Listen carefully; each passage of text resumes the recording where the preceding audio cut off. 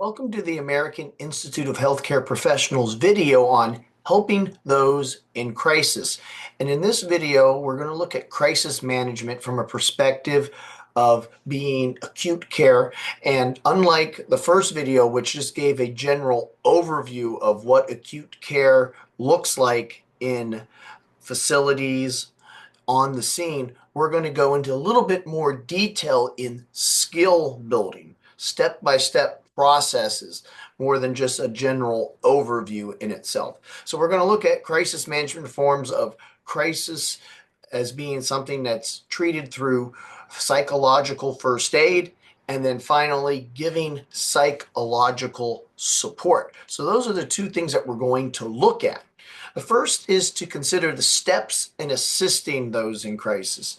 And within that is a hybrid model, which includes 6 or 7 tasks in which someone on scene or in a short-term care facility needs to understand to be able to help an individual in acute crisis. Remember, all assessment involves looking at one's affective mood, their behavioral impulses, what they seem to be doing or acting, and their cognitive aspects in terms of how they are thinking. So how they feel, what they're doing, and how they're thinking are critical in evaluating the person in an acute situation, and also understanding and evaluating their lethality. So EMT, police and relief workers, chaplains, social workers, and counselors are all trained in these basic steps. Of course, the ultimate goal in crisis is to restore equilibrium and mobility. By mobility, we mean coping to the individual person in crisis. The first step is predispositioning or engaging an individual, and that's through initiating contact in itself. Upon a disaster scene, sometimes we have to have good eyes and good sense to know who needs immediate help as opposed to someone else. Second task is exploring the problem. This involves understanding it from the current context of the individual in crisis. Remember, it's not so much the situation that creates crisis, although the situation can be horrible, but it's how the situation is interpreted. Bad interpretation is what disrupts the equilibrium of an individual and makes them feel so overwhelmed that they lose mobility or the inability to cope in itself. So this is where we want in the third task to provide some type of support to help the person feel safe, to help the person feel more calm, and to let them know that there is someone listening. And in that listening, it's important in the fourth task to help the person find alternatives to the current mode of thinking so that there is no dead-end thought process anymore. And in doing so, the fifth task is to help them create a plan of action moving forward. So no longer is this overwhelming to the point where I can no longer function or repair the damage done, but instead I'm able to move forward because I have a plan. And the sixth and seventh task involves obtaining commitment on the person to want to follow up on this plan and to do it, to follow through, and then a follow-up session between you and the particular individual who might be in crisis itself. So those are some of the biggest things to consider when dealing with these things. So if you're on a scene or you're in a short-term facility of some type, how do we interact? And this is the basics of psychological first aid in itself. There's 4 key things that are important to ensure that the individual has. They need to feel safe. They need to be calm. They need to have some sort of self-efficacy where they feel that they can stand on their own feet. And they need to feel some sort of connectedness with others to help them be able to sustain the loss or the crisis that they are dealing with. So again, going back to some of those earlier tasks, identifying those in physical and emotional need is important on the scene to initiate that contact and to address those needs with care and learn about it through listening and empathy so that the information that you need as a caregiver in this situation is able to help that person. So, knowing what to listen for and what information to gather is key. Also, in this part of making someone safe, but also feel more calm, de escalation is sometimes key. And sometimes helping someone de escalate involves empathy and as well as listening.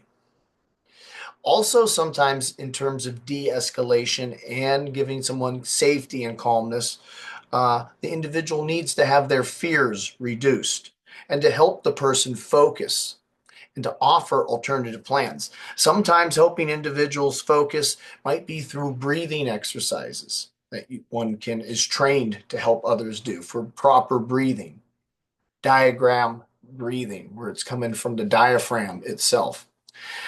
So between helping an individual focus, breathe, or giving them some sort of comfort, warmth, or just a listening ear, these things can help an individual feel safe and also begin to feel a little calm.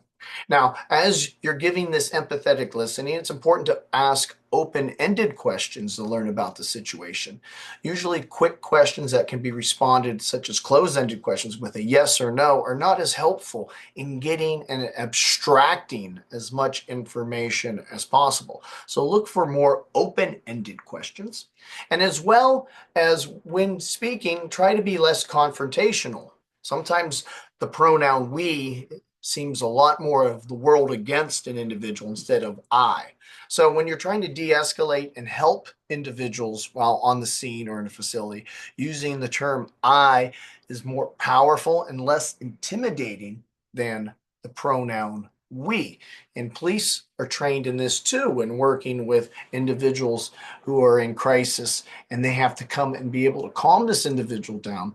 So instead of it becoming a violent interaction where force has to be used, there's just ways to approach things to not not to push forward an individual into a higher state of distress where they might act in a dangerous fashion.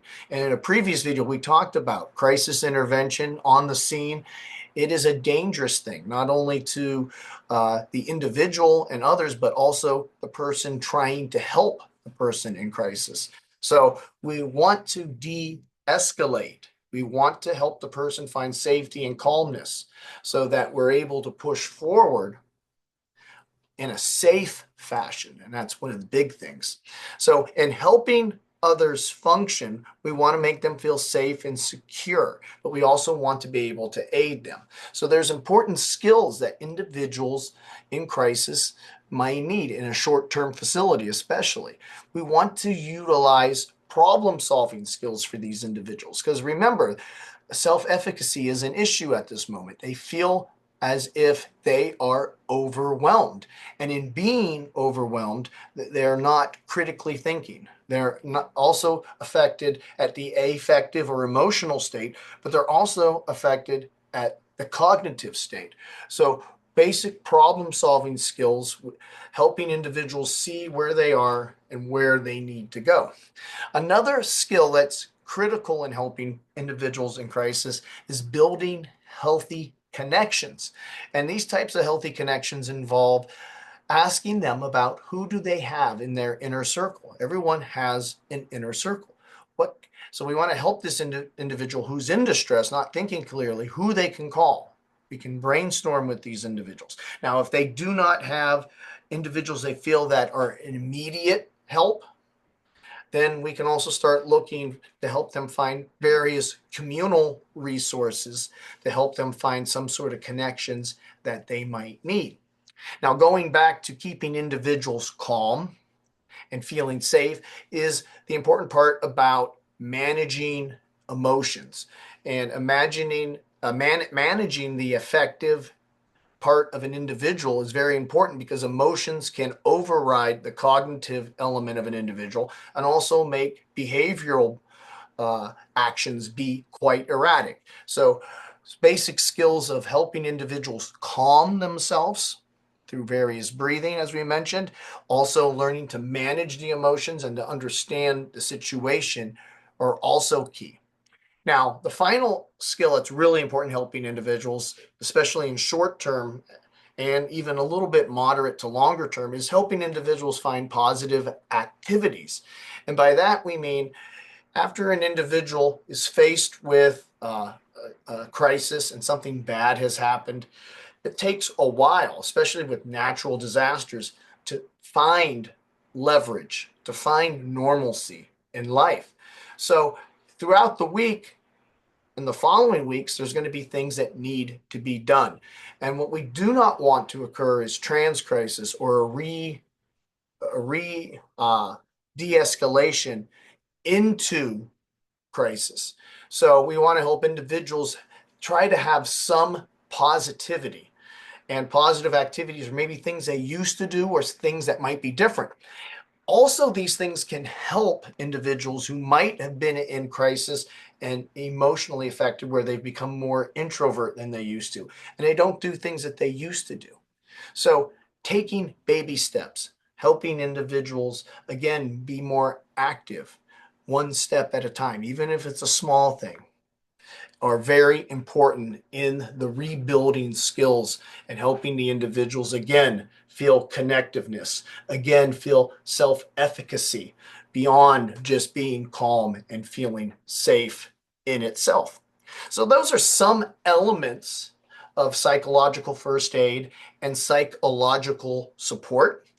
Obviously, a lot of this can be in more detail understood within the Gillian book, Crisis Intervention Strategies, as well as an organization called the National Child Traumatic Stress Network, which actually offers some online CE programs for psychological first aid as well as psychological support. So those are two things you might want to look at if you are in crisis intervention. AIHCP offers a crisis intervention specialist certification. Our link is below. Our phone number is 330-652-7776, and our email is info@aihcp.org. I'd like to thank you for listening and have a good day.